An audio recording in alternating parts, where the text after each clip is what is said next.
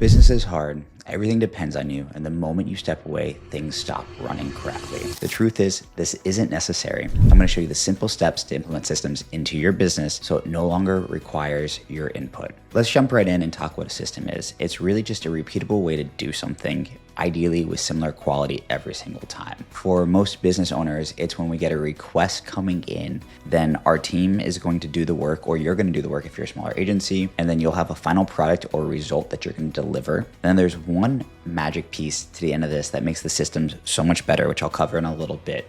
It's just a repeatable way to do work and get it deliverable. And we want to find a way to implement simple systems into our business that allow us to not be the bottleneck and constraint anymore. So why do systems matter? Most businesses don't break because of lack of effort. They break because things get stuck in process. And the goal of a system is just to keep things moving forward. So imagine you have a request coming in, someone's ordered something, you want your fulfillment, your team to create the work that needs to be done to finish that product and then deliver it to a customer. For an example, if you're a marketing agency and you do website development, you want that landing page that was ordered to be done and you don't want it to get stuck.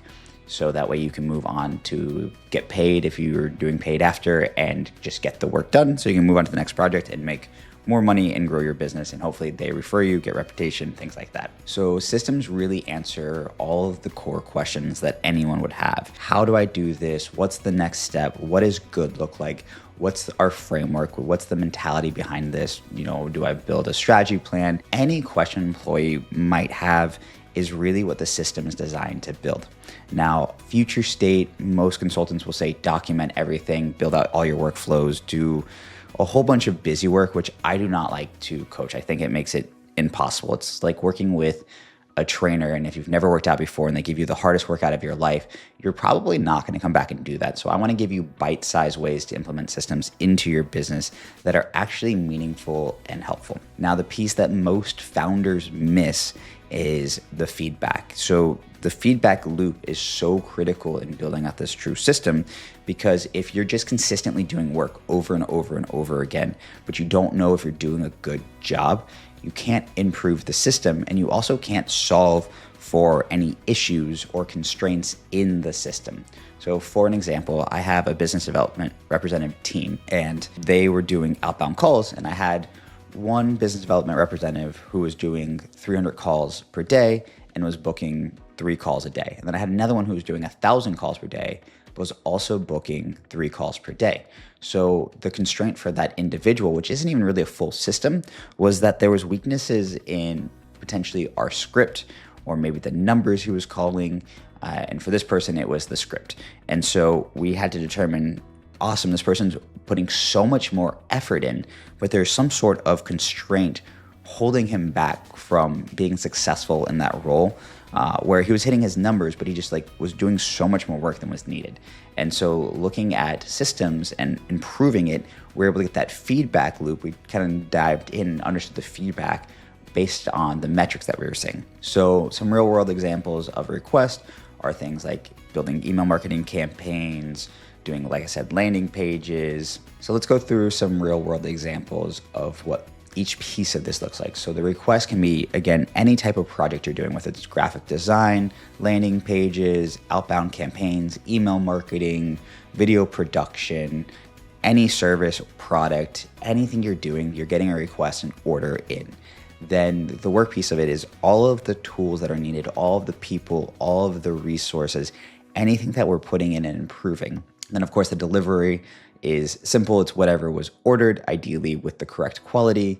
And then the feedback loop can be customer feedback. It can be scorecards. It can be CRM data. It can be ads data. Anywhere where you can get analytics that will tell you where there's opportunity to improve the business is going to be your feedback loop. Feedback loop can be any piece of the business where we're getting data. So that can be your CRM, that can be marketing, that can be client feedback forms. So for my businesses, we try to implement feedback loops as many places as possible. So after someone orders a product, we send a feedback request after 6 weeks. We build into any report we do at the bottom, says, please give us feedback. When they get on the call with our sales team, as soon as they get off the call, they get a text asking them for feedback on the call. And this allows us to get really good data. Now, I know I've talked about the feedback loop a lot already, But this is one of the key problems. If you don't have good feedback, it hides the problem.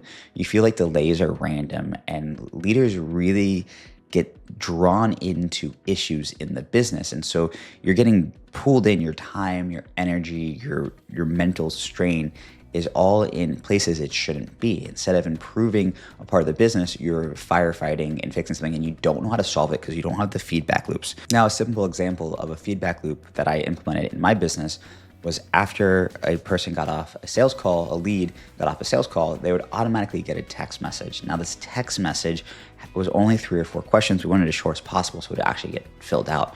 But what it showed us is we actually had a lot of no-shows on my own team. And the issue was not the team. The issue was we did not give them enough time for their calls. They had 15-minute blocks with a 15-minute buffer, but for some reason they just were getting dragged out and the communication wasn't correct.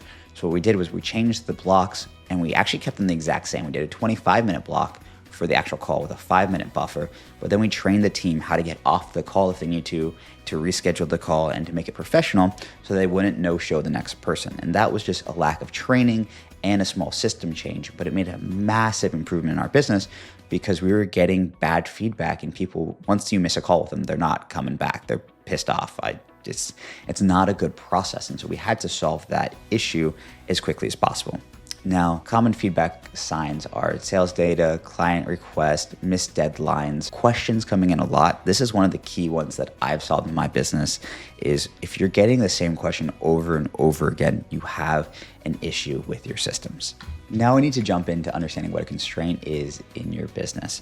A constraint is something that's actually slowing it down and preventing you from growing. There are 2 ways to view this. And so that constraint is, again, it's something that's, if I fix this, my business will grow. That is what a constraint is. And there's another piece to it, and I just call this noise.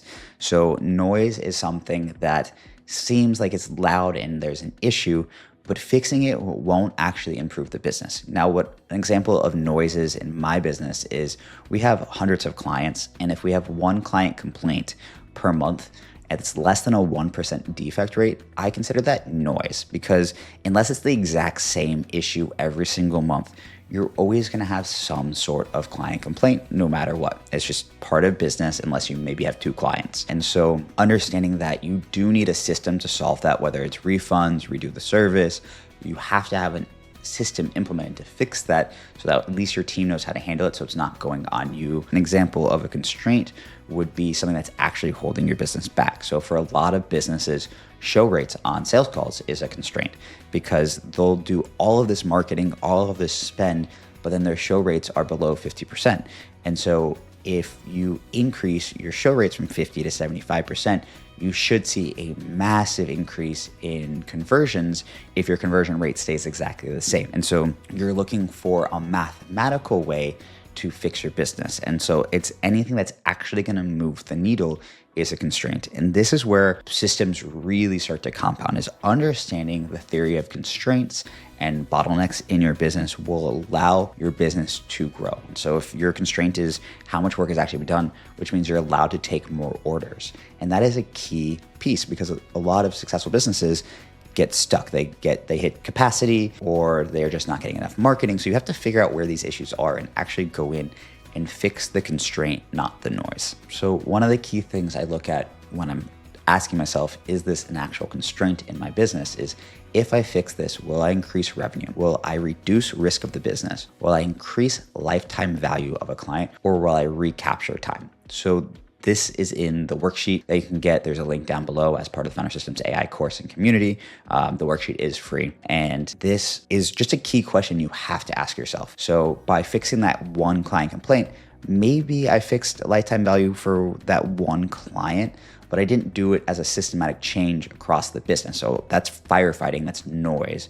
Whereas a systematic improvement would be if there was a client complaint, I empowered my team to make decisions up to certain budgets. So I have a baseline where my frontline leaders have 500 to spend, then my managers have 1,000 to spend, and then their managers have 2,000 to spend, and then my C-suite has 4,000 to spend, and then if it's past 4,000, they do need to get approval from me. So it's just this structure. So basically, my team can solve problems like that. They just go do it. Whether that's redoing the work completely, whether that's spend, whether that's flying out to a client, whatever that looks like, we've reduced any of that noise getting to me by building a simple system. That really helped with lifetime value. Another question you want to ask yourself is, if I implement this, is it worth the cost? So a lot of projects take hours and hours and hours to implement, 100 hours, 1,000 hours, or are very, very expensive. And this is the common issue with kind of that noise versus the constraint is,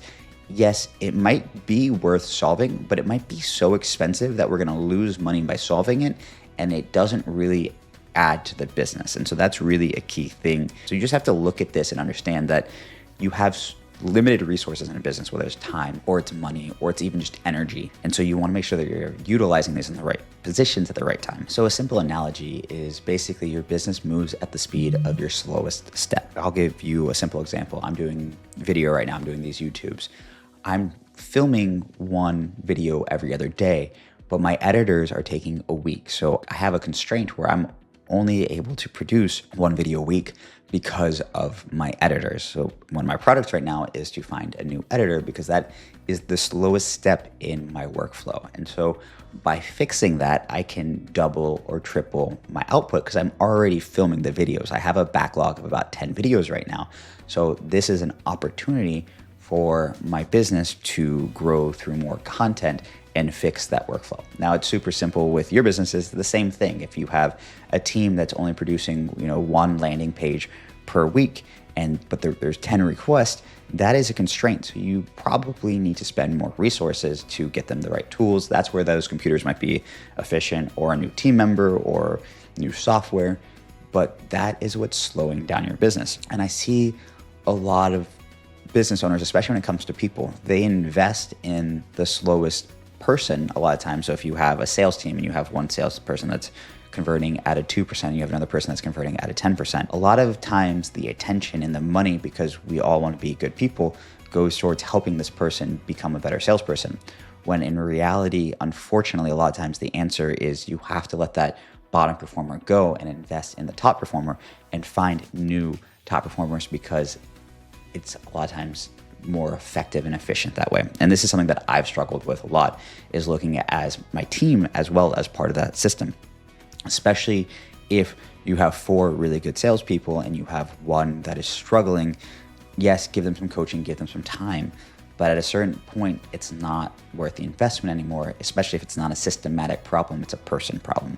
So you just need to look at what the slowest step is, whether that's people, process, and start working on how to fix that and speed that system up and improve it so your business actually grows. So again, the same example with the video production for me is the slowest step is just getting videos edited, and then the feedback process is broken because it takes my time. So that's something that I need to systemize. When I first launched this training for my course, which you can grab down below, one of the main questions was, where do I start? So for me, it's where does work pile up? Where are questions repeatedly getting asked? Where are we missing deadlines? Things like that are key. If you don't have good feedback cycles, you might not really know where to start. Maybe you have a gut feeling, but what I say is just go to the needy part of your business. What's taking up the most time and attention? If you really just sit down, it's like, maybe even it's what you not like doing. Like, I don't like finding idea creations for YouTube. I don't mind filming. I don't want to deal with editing. So it's what do you not want to do? And so you can replace that process so that way you regain more capture, you regain more time. The other thing you can do, especially as an executive, is you can do a time study of your own work. Where am I spending a lot of my time and attention? Now, how do I fix that? So for me, 2 years ago, I was spending a lot of time on billing and admin work, which was completely unnecessary, but I thought it was so critical to make sure the cash flow was correct, money in and out was right. But what I realized was I was spending over 20 hours a week doing that, which meant I couldn't spend that time doing videos like this, doing sales, doing things that actually grew the business. I was just trying to run and maintain it, which means I was an employee in my own business. So what I did was obviously I had to find a billing admin to come in and support the business. So I no longer had to do those things, but I started started with just the needy piece, what was taking my personal attention, and then I was able to improve and focus on more systematic changes in the business. So sometimes take care of yourself first and then move on to that. And again, the repeated questions is one that really helps me. Is if I'm getting questions over and over again, I need to create content, I need to create videos, I need to create standard operating procedures to educate people on this. Now, this is where I disagree with most consultants. Most consultants will say, map out every single part of your business and then start looking at where you might have issues and solve. And do you know how much time that takes? Honestly, think about everything that your business does, then imagine mapping it out.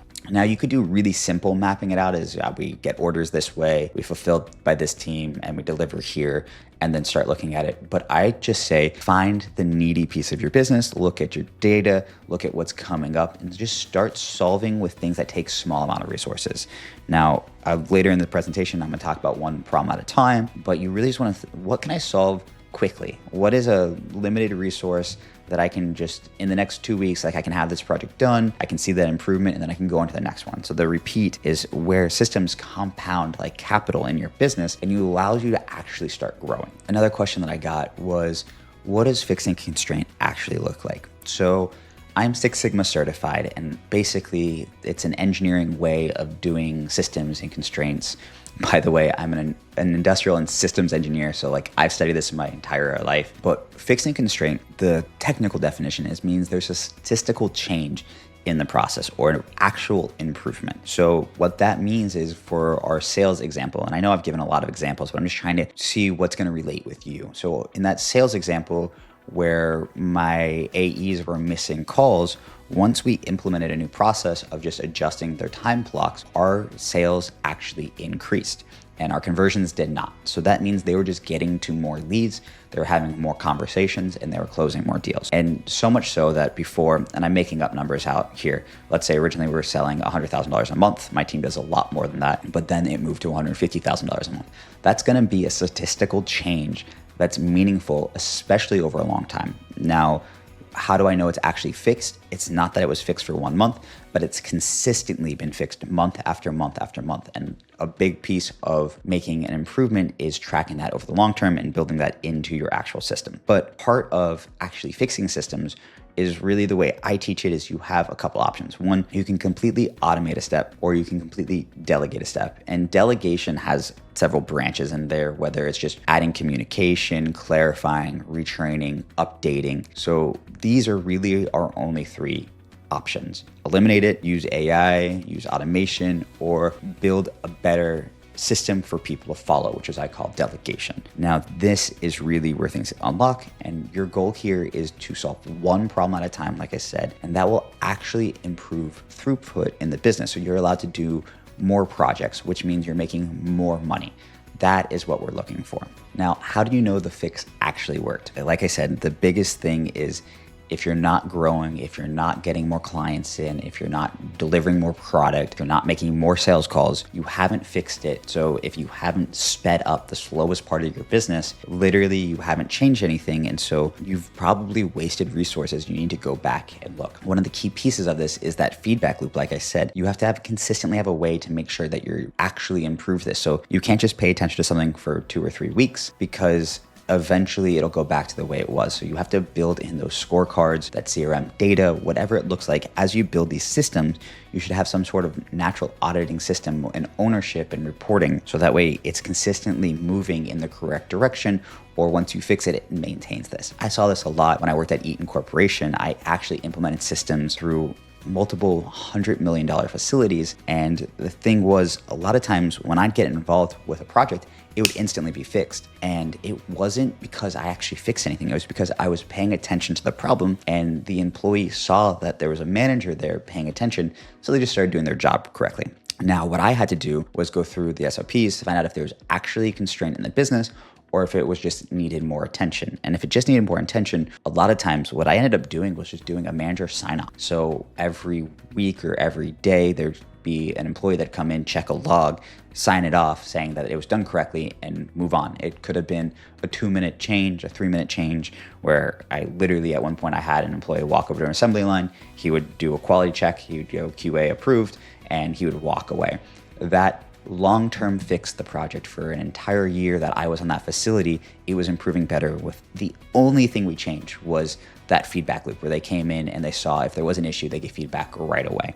And so sometimes that's all you have to do is implement these feedback loops. So now the scaling rule is super critical. Is as we're fixing these constraints, you don't want to add more demand until you're able to fix that constraint, because what you're going to do is imagine you have an operations issue where you can only produce 10 products per week. If you flood it with demand where you have 20 requests and the team can only do 10, the pressure is going to make them worse, where the quality is going to drop. They're going to try to get more done, but they really can't.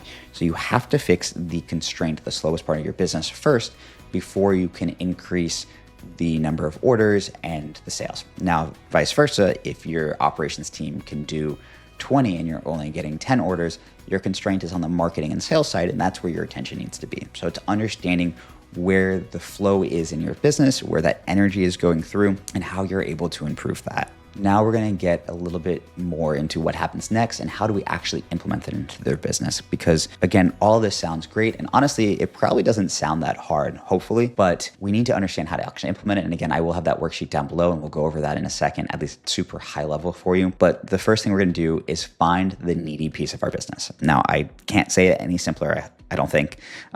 Just find what is taking up attention. And if you don't have good feedback loops, just start with what's taking up your attention. Where do you not want to spend your time? Because that'll allow you to look into the next problem. So find that needy piece, simple as possible, fix it, some sort of measuring and control system. So even in the example of my time with the billing department, I have a measuring and control system. We have our CPAs that do monthly reports.